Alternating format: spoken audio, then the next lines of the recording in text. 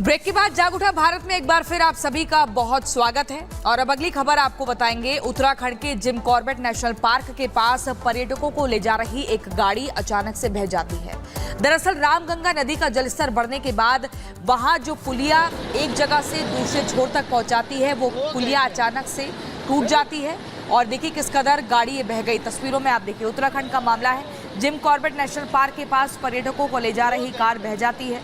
भारी बारिश की वजह से रामगंगा का जलस्तर अचानक से बढ़ गया। इसी दौरान पुलिया पार कर रही थी जो गाड़ी, वो बह जाती है। गोल घेरे के भीतर आप तस्वीर देखिए, कैसे गाड़ी देखिए बहती हुई चली गई।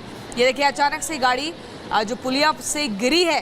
देखिए उम्मीद नहीं थी ऐसा हो जाएगा, लेकिन बारिश लगातार हो रही है। पहाड़ी इलाकों में नदियों का जलस्तर बढ़ रहा है और इस तरह के हादसे हो रहे हैं।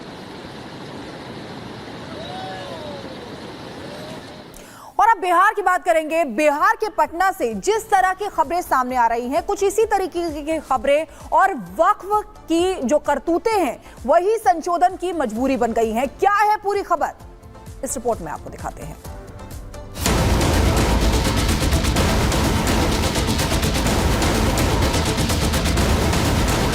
देश में जितना स्टेट वक्फ बोर्ड है, सब माफिया लोगों ने कब्जा कर लिया है।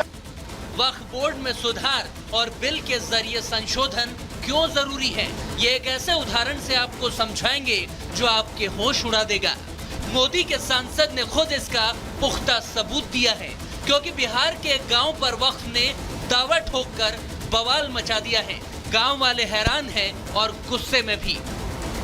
50 साल से रह रहे हैं। 50 साल। हाँ, ये आपकी खरीदगी जमीन है। किससे खरीदे थे? खड़ी राम प्रताप लाल जी के लड़का से खरीदे थे। 50 साल हाँ, पहले। राम प्रताप लाल जी के दादा के नाम से खतियान है, या खतियानी जमीन है। खतियानी जमीन। 1908 में सर्वे हुआ था। उनके पूर्वज 300-400 बरस से रहते आ रहे हैं। ये सरकारी जमीन है, गैर मालिक है। बोलते हैं कि ये कब्रिस्तान है, लेकिन कभी खतियान में तो हिंदू का खतियान बोलता है, कब्रिस्तान तो है ही नहीं पर। अच्छा, ये लोग जानबूझ, ये रास्ता था, पब्लिक रास्ता बनना था, उसको जब बार बार उसको नोटिस देके बंद कराया कि रास्ता कब्रिस्तान का जमीन है। मेरा ही था, खानदानी जमीन था। हाँ।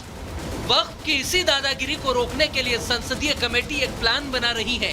इसी जेपीसी के सदस्य को गांव जाकर लोगों से मिलना पड़ा। सांसद संजय जायसवाल ने ग्रामीणों से मुलाकात की और उनके दस्तावेज देखे। वहाँ पर यह नोटिस टंगा हुआ है कि आप जमीन खाली करें, जबकि डिस्ट्रिक्ट मजिस्ट्रेट ने अपना वह नोटिस वापस ले लिया और यह बताता है कि वहाँ का जो मुतवली है वह किस सीमा तक कानून की बात नहीं मानता है। हाईकोर्ट ने स्टे लगा दिया है। उस आदमी ने सबसे पहले जितनी भी वहाँ की सरकारी ज़मीन थी सबों को अपने नाम पे करवाया। उसका सबूत मेरे पास है। 2021 में लोगों ने ऐतराज़ किया कि आप सड़क की ज़मीन और कुएं की ज़मीन आपके नाम पे कैसे, तो उन्होंने ये सारी संपत्तियाँ वक्फ घोषित कर दी। वक्फ बोर्ड की ऐसी ही करतूत और जबरन दावों ने वक्फ बोर्ड में संशोधन को एक मजबूरी बना दिया है। इसका सबसे बड़ा और ताजा सबूत है पटना से सटे फतुआ के इस गांव का मामला, जिस पर वक्फ ने दावा कर दिया है। जबकि जिस गांव पर वक्फ ने दावा किया है उस गांव का नाम ही गोविंदपुर है। यहाँ पर 90% आबादी हिंदुओं की है और 10% लोग मुस्लिम समाज के रहते हैं। इस गांव की जमीनें करीब 1910 से हिंदुओं के नाम पर दर्ज है, लेकिन बिना सबूतों के ही वक्फ ने इस जमीन पर अपना दावा ठोक दिया और कहा कि 30 दिनों में लोग गांव खाली कर दे। वक्फ के नाम इस जमीन की रजिस्ट्री का दावा 1959 का किया जा रहा है, लेकिन अब 2024 में वक्फ इसे खाली कराने को कह रहा है। जबकि आरटीआई से पता चला है कि सुन्नी वक्फ बोर्ड ने जो कागजात दिखाए हैं उसमें वो कॉलम ही खाली छोड़ दिया जिसमें जमीन दान करने वाले का नाम देना होता है। यानी वक्फ को ये जमीन किसने दान दी बोर्ड को भी नहीं पता। लेकिन जिस गांव में पीढ़ियां गुजरी, बच्चे से बूढ़े हो गए, अब उन लोगों से उनकी जमीन छीनी जा रही है।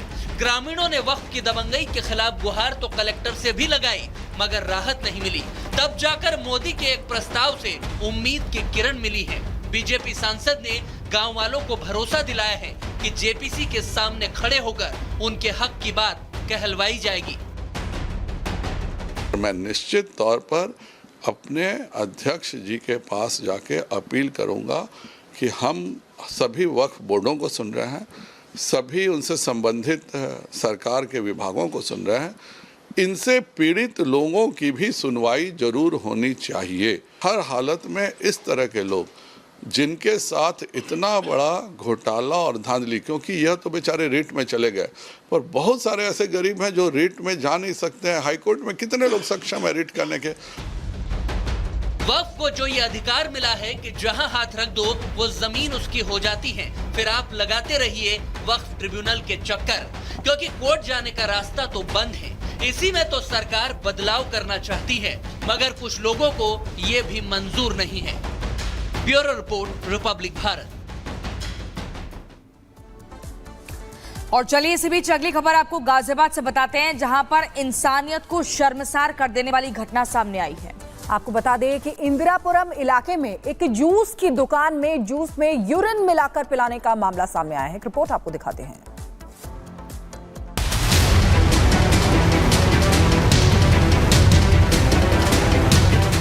पहले थूक से मसाज, फिर थूक से बनाई रोटी, और अब जूस में मिलाया पेशाब। कुछ दिन पहले कन्नौज से एक वीडियो सामने आया था, जब एक सैलून में नाई थूक लगाकर मसाज कर रहा था। इसके बाद एक और वीडियो सहारनपुर से सामने आया, जब होटल का कर्मचारी थूक लगाकर रोटी बना रहा था। और अब गाजियाबाद के लोनी से ही एक ऐसा मामला सामने आया है, जहां जूस में पेशाब मिलाकर लोगों को पिलाया जा रहा था। बताया जा रहा है कि कुछ लोग जो दुकान में जूस पी रहे थे, उन्हें जूस का स्वाद कुछ अलग लगा, तो उन्होंने विरोध जताया, और जब दुकान की छानबीन की तो जूस की दुकान से 1 लीटर पेशाब मिला, जिसे जूस में मिलाकर लोगों को पिलाया जा रहा था। जानकारी मिलने के बाद आसपास के लोग दुकान में इकट्ठा हो गए और फिर दुकानदार और उसके कर्मचारी की पिटाई कर दी।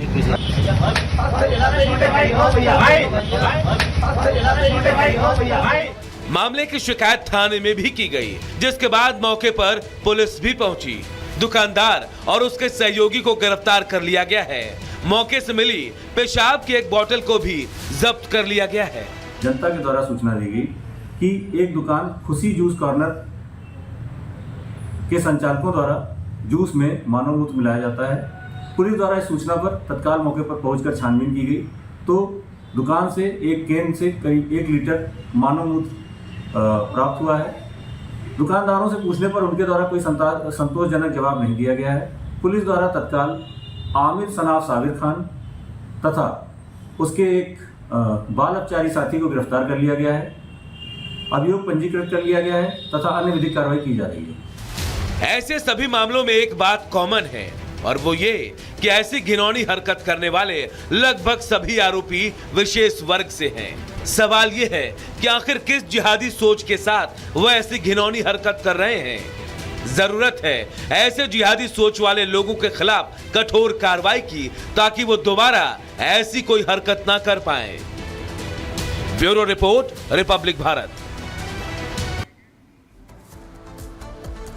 और अब मंगेश यादव के एनकाउंटर की बात करते हैं। मंगेश यादव के एनकाउंटर पर अखिलेश यादव लगातार सवाल खड़े कर रहे हैं और अब अनर्गल बयान भी दे रहे हैं। बिल्कुल, और आपको बता दें अखिलेश यादव ने लूटकांड के आरोपी मंगेश यादव के परिवार से मुलाकात भी की और फिर वही पुराना राग छेड़ते हुए नजर भी आए। क्या कुछ खबर है, रिपोर्ट देखिए।